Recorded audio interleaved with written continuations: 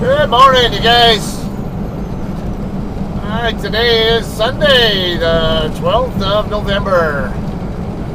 Alright, we are currently heading westbound on the 91 freeway in Orange County, California. We are coming up on the 5 freeway right here. Alright, so last video you saw from me should have been a delivery video in San Antonio to the HEB distribution center there, or one of the HEB DCs over there. Alright, so I got a little update for you guys. As I told you in that video that I was going to Bryan, Texas to pick up a Sanderson Farms chicken load going to Riverside, California. However, I'm a little bit past Riverside. So why am I past Riverside now and going somewhere else instead? Yeah, stay tuned for that. Alright, so to give you a kind of a summary where we're going to the Ralph's Distribution Center in Compton. A lot of you guys at JCT are familiar with this place. Maybe actually anyone who has reefer industry, reefer freight experience might have a bit of experience with them. I can see Knott's Berry Farm right over here. Or actually, no, I think that's, no, that's actually California Adventure. I'm already past it. I'm already past Knott's Berry Farm. Knott's Berry Farm's off the 57 freeway. Or closer over that way, I think. Yeah. Yeah, I'm pretty sure that's California Adventure. Anyway. Alright, so how'd I end up going to Compton instead of Riverside? Alright, so I get over to Sanderson Farms. And I even got asked for my ETA while I was deadheading over there from San Antonio. I couldn't respond until I stopped in Page, Texas to get tractor and reefer fuel. Then I let them know, hey, yeah, I'm right at about an hour out. I'll be there like right at about 10 a.m. So sure enough, I get there at 10 o'clock. I get, when I get checked in, the guard checked, they said I had 2 PO numbers, even though my Lotus I've been only said 1. And, that was, everything was fine there, but when I got to scaling in, and I tried to call the office to check in, I found out that somebody else had already picked up the load that I thought I was there to pick up. So I don't know what happened there. Any number of things could have happened there. I don't want to sit there and blame any company or individual when I don't know the truth. It's, like I said, I can give you the possibilities, but to put a finger on any particular one of them being the reason why this happened, I can't tell you. I don't know the story on that. But I can tell you either somebody at JCT double booked, or basically maybe they had someone, because they knew I was picking up late, and maybe they had someone planned to go pick the load up for me, or something, but never communicated that that was the plan for, maybe them to pick it up and bring it to me, or whatever the case might have been. I don't know. That's one possibility. Another would be that maybe someone didn't put it in the system properly. I was dispatched onto the load. In fact, I was able to get fuel for both my tractor and reefer on the load assignment for the Riverside load. So how did I had to have been dispatched onto it. So another possibility would be that Hirschbach planned somebody onto the load underneath JCT. I'm behind JCT's back or whatever, because I do have that understanding. Again, I'm not trying to point fingers at Hirschbach, but my understanding is planners at Hirschbach can see JCT loads, but JCT planners cannot see Hirschbach loads. And now we do get planned onto Hirschbach loads sometimes, but how that process works, I don't know. I'm not a planner. I'm not an insider on that in there, but no, I don't really care whose load it is. As long as I got something to haul, I'm happy. Alright, so there is that possibility. There's also the possibility that maybe somebody associated with Sanderson Farms gave JCT and or Hirschbach, whatever you want to call it, the wrong pickup number for that load. Because I've had something like that happen before at Clearfield, Utah, where went to pick up a load, and I was there to pick up a load and going to Riverside, or not to Middloma, same thing. And the load info, the pickup number that I had on my load assignment corresponded to a load going to Tracy that was supposed to dock out 12 hours later than mine. So there is that possibility too. Maybe, yeah, but no, they confirmed. Sanderson Farms, the shipping lady, she confirmed that the pickup number for my load that I thought I was there for was indeed going to Riverside, but it had already gotten picked up. So more than likely, somebody between JCT and Hirschbach might have made a mistake and double booked in some way. How that happened, I don't know. But I'm giving you different possibilities.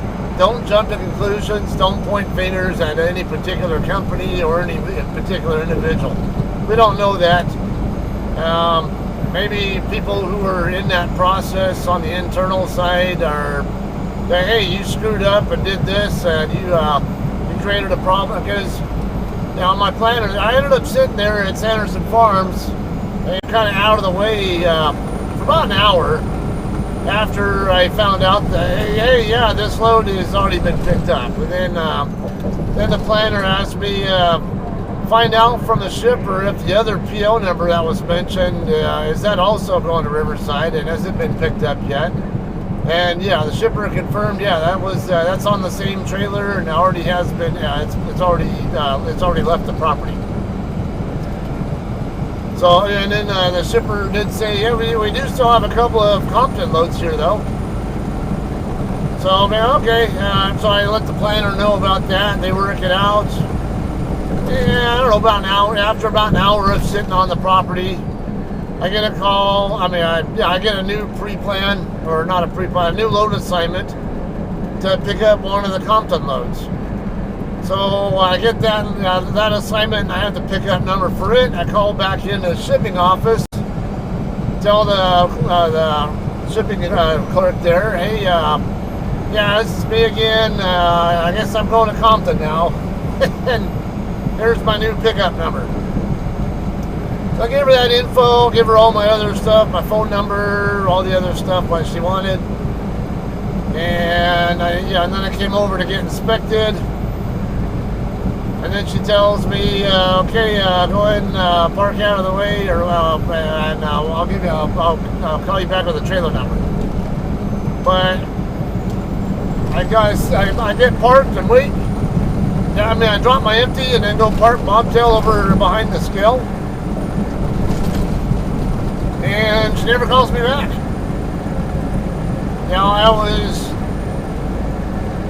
I was tempted to call her back up and ask, hey, you got a status? I figured maybe she was just busy or something. And honestly, I was tired. I needed a nap. I knew I was doing just fine on the, even if I left the property with it late, I had plenty of time to get the load delivered on time, as you see here, which more on that.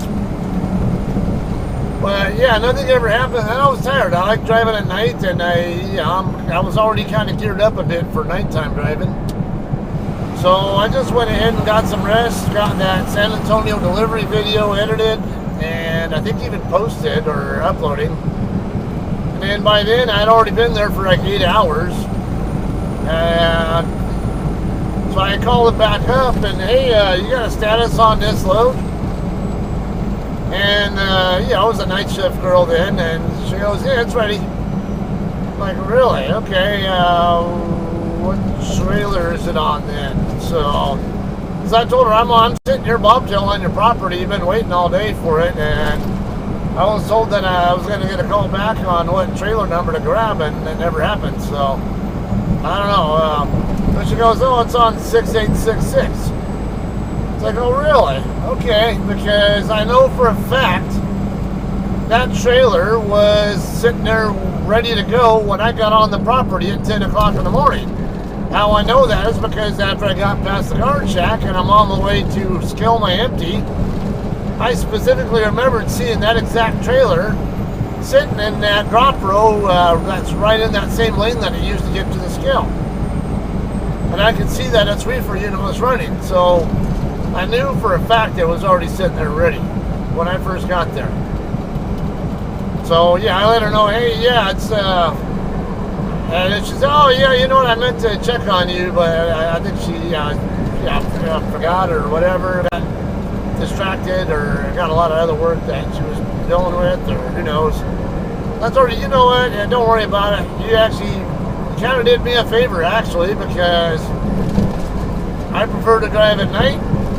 2, I'm going to be going through Austin.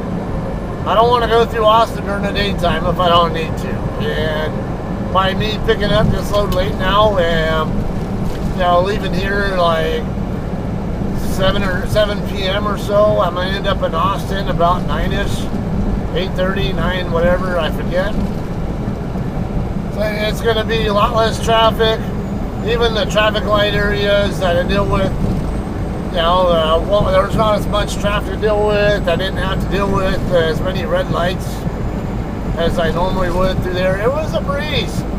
Yeah, there was plenty of traffic in the area, but right there on Highway 71 and to some extent on 290 as well on the west side of Austin. But yeah, it was easy. I was happy to get through there when I did. And then I stopped for fuel in Segovia. And then I ended up running into a friend of mine over there in the fuel island there. So we sitting there chit-chatting for about 15 minutes. And I'm running on recaps on top of that. Let me slide over. I can't remember if I need this. Can't remember if I... Because I know that over here by the 710, I can't remember if I'm going to need... stay if this lane's going to end into the next one or what, but we'll stay here just in case. Alright, yeah, so you and I were chit-chat for a good 15 minutes. I had a good time running on recaps, and like I said, I ended up making it to El Paso, or Horizon City, if you will, on the east end of El Paso on that shift. I probably could have made it into New Mexico if I had enough recaps to work with, but I didn't. So I was shut down and over on the east end of El Paso instead. Even better, get to go through El Paso and at night. Yeah, I should have stayed in this lane. So that was a breeze too for the most part, with the exception of 1 or 2 knuckleheads doing like 50, 55 in a 60 zone that always irritate me in that damn city. That's why I hate going through there. Yeah, and they camp out in the middle lane.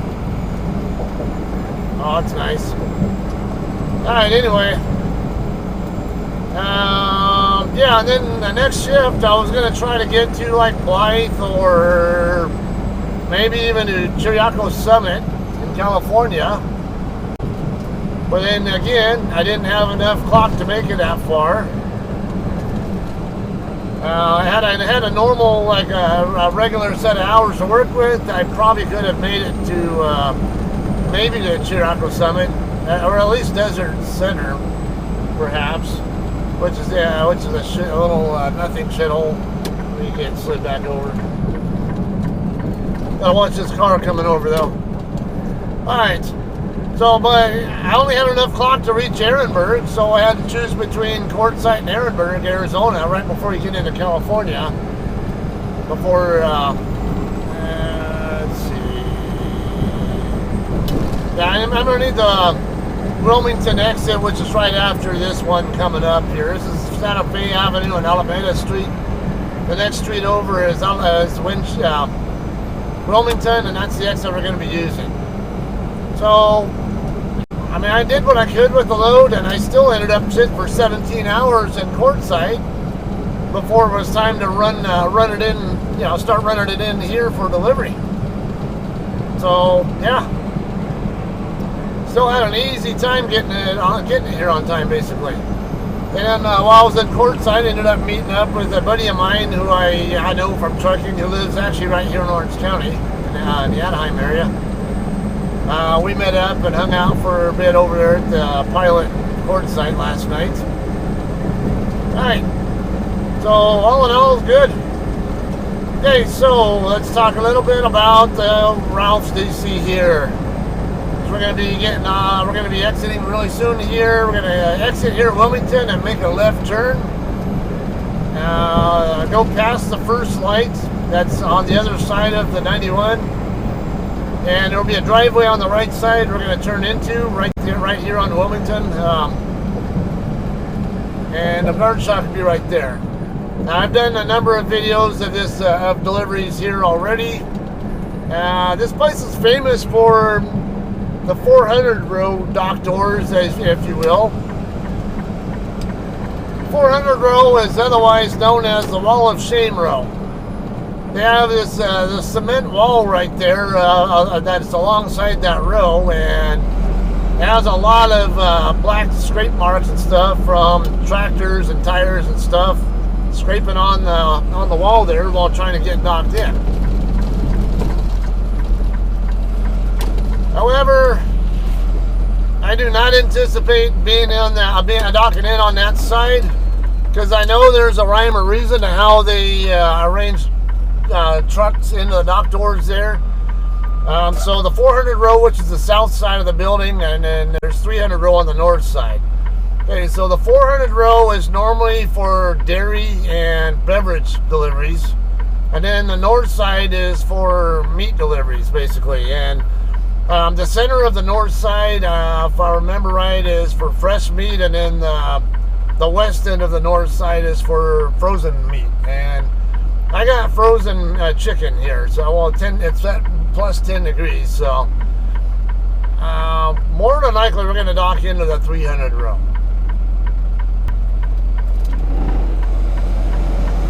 Alright, so even if there is that chance I end up in the 400 row, it's Sunday morning. Last time I came here on a Sunday morning, I even got a 400 dock door. There were only a couple of, like one or two other trucks in the dock doors anyway, and I had a wide open lane to dock in with, and I had an easy time getting into the door. Actually, I had a harder time getting in the door with nobody around me than I did on a different docking in the 400 row, where I was right in between two trucks. Go figure. No, it's funny, it always seems to work that way. But now 300 row, it can be really tight too. In fact, you're also going to need, if you're going to have to dock in between two other trucks, more than likely you're going to need somebody to, the driver to your left, have them disconnect from their trailer and move out of the way. You can temporarily park here, but not for very long. Don't plan on being here for more like about an hour or two. If you're there longer than an hour or two, you run the risk of getting a ticket. Alright, I'm gonna go ahead and come over to this lane. Guess it doesn't really matter. You can use both lanes. When you get to the stop sign up there, go ahead and check in. Make sure you have your reflective vest on and all that. What else? I can't remember what else, but we'll have some more for you when we get past the guard shack. I'll let you know what to do next. Alright guys, they told me to go ahead and back into one of these staging spots here. They'll give me a call when they have a door available for me. They don't have any right now. It looks like a little bit more going on over here in the 400 row than normal. I'm going to go ahead and park next to this Silverline guy. That way there's plenty of room for me to, for the side of my trailer I'm not going to be able to see. To have space. Shouldn't have any problem either way, but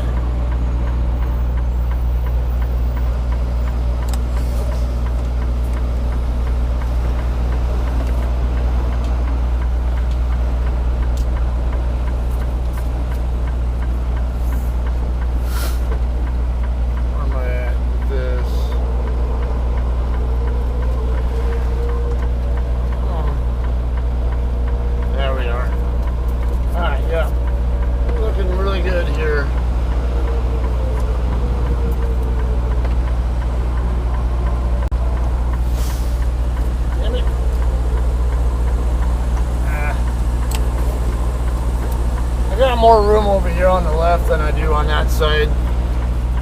Kind of the issue of trying to manipulate my mirror at the same time, you know, because when you have the mirror rotated out further, one, it's harder to see what I need to see, and second, the trailer angle is different than what it looks like it is in reality.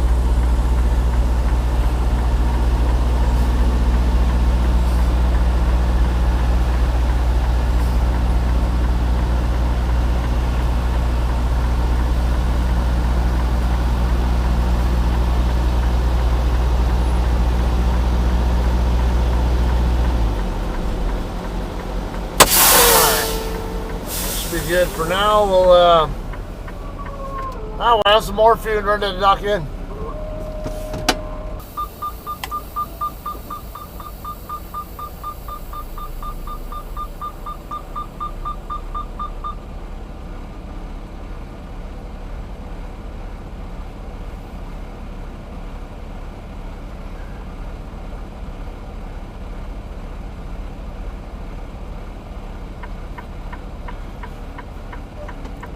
Alright guys, we are ready to dock in. Just as I told you earlier, we're going to be docking in the 300 row, door 330 specifically.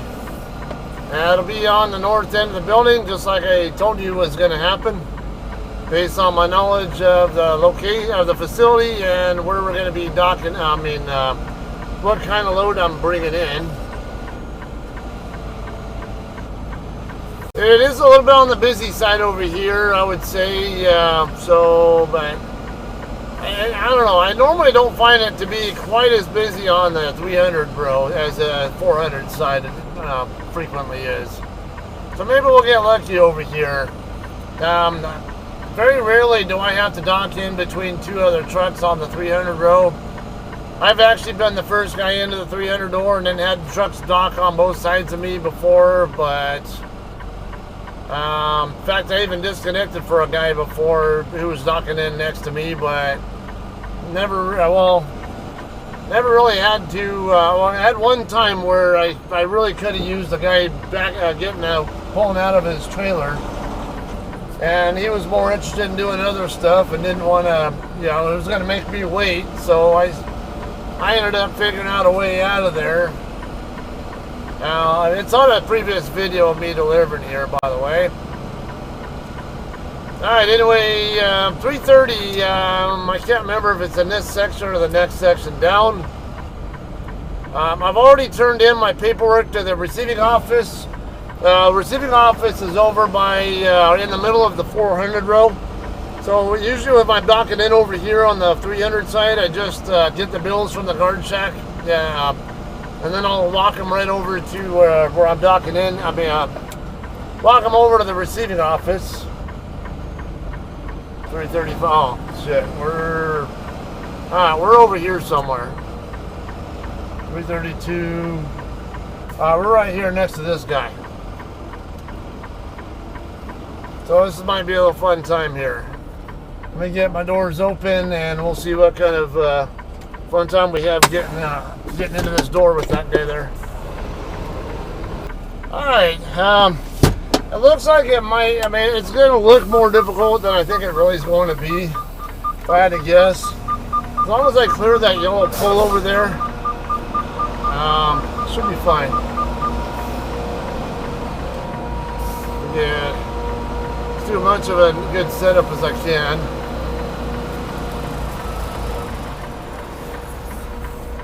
All goes well, but it slides right in. Oh, shit. That was further away than I thought it was. We're at the wrong pole. I ended up that far off. I want to see the front of that guy.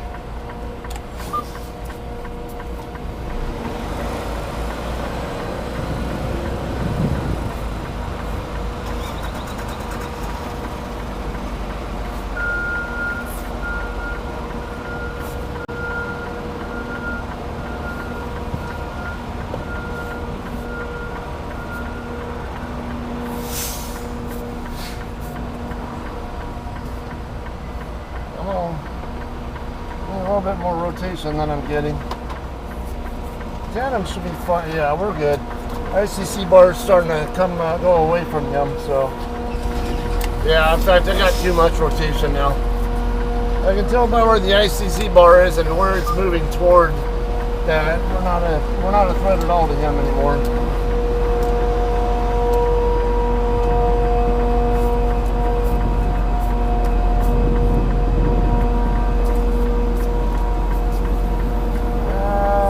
I think my drives are going to be a little bit late. Alright.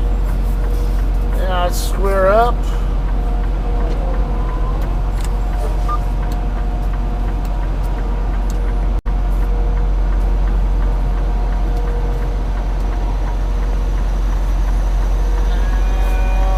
I'd like to be a little bit more over in that direction, but I'm a little bit low on space to do it with. Let me get. I just need a little bit more room here.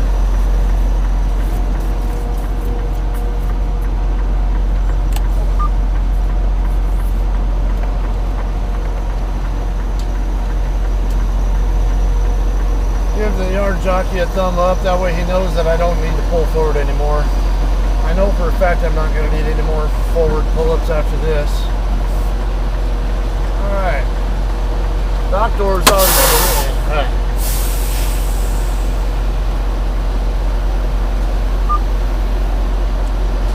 Hey, how long have you been docked in? Yeah. How long have you been docked in? 45 minutes, an hour. Okay. Yeah, I'll go ahead and disconnect whenever you're ready to leave. You're probably going to leave first, I assume, so. Yeah, I'll go ahead and disconnect for you when you're ready to leave, because I know you're going to have a fun time getting out. Yeah, a fire hydrant there probably so. Last time I docked in over in this area, the guy to my, I was, I think, out where that Triple D guy is over there. The guy to my left didn't want to disconnect, or he was going to make me wait. I had to go into that carport thing there, pull out that way, and then side back in this direction, and then go out that way and do a U-turn to get out of here, because that guy. That makes sense. People don't want to help out others. No. And I actually tried to come out this way first, and it wasn't going to happen. The guy that was next to me, he swung out, but he didn't have that fire hydrant to deal with like I do. He tried to lose it about that much. Yeah, I think I even have my tandems all the way forward at that other guy, and as far as I took as much room as I could up there, and there was no way my tandems were going to clear them.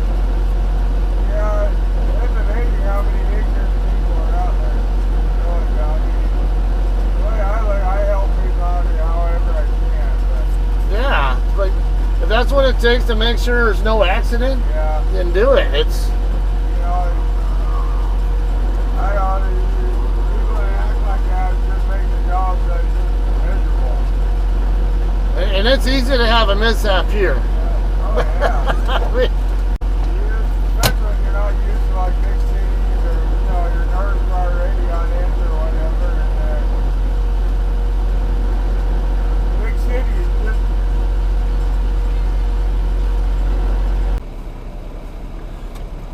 Alright guys, we are unloaded and ready to go. It is 10:38 local time. Get just a little bit more over in this direction. A little bit more space for my tandems will make it easier for me to make this turn. Should be fine either way. Yeah. Alright, so I paid the lumper fee already online, electronically, $166. Now we're going to go back over to the other side, go by the 400 row and pick up our bills, and we'll be out of here. Dock door light was still red, but now when they called me to let me know that my bills are ready, I let them know, hey, just FYI, my door light is still red. And even then, because it was red when I first got there, so I knew there was something not right there. But when I got through hooking back up and raising my gear, yeah, moving the wheel chock out of the way and all that, take a double check, take a look, because when I first went back there, I could see underneath that the dock plate was still going across into my trailer, and so when you see that, that means it's not safe. Although the ICC bar lock was in the unlocked position, the thing that's down on the ground underneath the dock door, that was in the unlocked position. However, like I said, the dock door the dock plate going across still was a clue to me that they might not be done yet. So I went ahead and waited a few minutes and went back out and visually checked again. And then the second time I went out, the plate was no longer going across, but the light was still red. So more than likely, they have a malfunction with that door. So my suggestion for Ralph's Kroger personnel, or the lumpers who handle the work here, let the drivers know that you have an issue with that door. Because as far as I know, the door light's red. That means it's not safe for me to go. But now I knew what to look for. I knew there were some concerns there. And I knew there was something not right about the situation when I first stopped in. So I had more reason to use some common sense here. But some other people aren't going to have that kind of common sense. They're going to do stuff that might be unsafe, and that's Kroger, Ralph's, lumper service people. That's on you guys. That's on you guys as much as it is on the driver in that case. If you guys say the paperwork's ready to go, then you shouldn't even be letting the driver know, come get your paperwork, until that dock door light is green first. Or at least if you have an issue with that, communicate. Hey, your door light has a problem. All right, so right here, I'm going to go right across the way. Receiving out. They used to have like a little booth thing here, but they took the booth out, and now they're actually using an office there that you walk up to.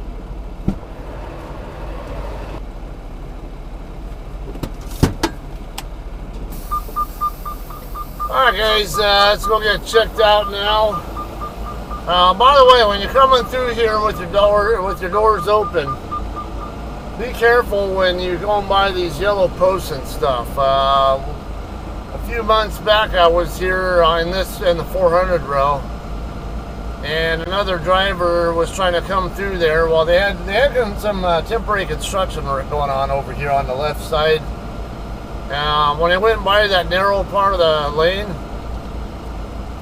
it turned out 3921. I remember seeing them. He picked up in Bryan also. So I remember seeing, or I think it was Bryan, because I remember seeing that truck earlier. Or no, maybe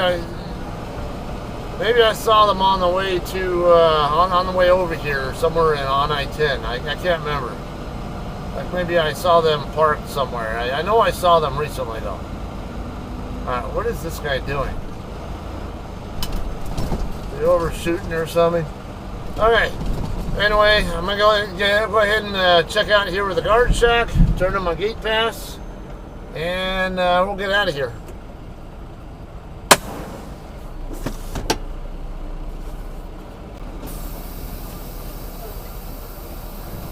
Alright guys, let's get out of here now.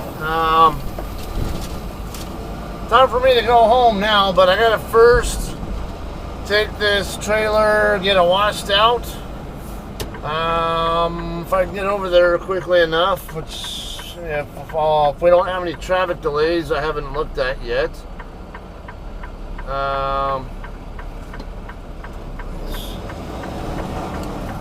Alright, yeah. As long as they don't have any traffic delays, I should be able to get over to I-10 truck wash over in Rialto quickly enough, where I kind of get a quick wash over there. If I start to have doubts, I'll just go ahead and go over to the little sister's truck wash in Fontana instead. After that, I'll go drop the trailer in the drop yard in San Bernardino and then bobtail back to my house. Should be ready to reload sometime Thursday. So, let's see. This cross street has straight through traffic and the car just, I don't know who has the green, so. Oh, now they got the Corvette coming.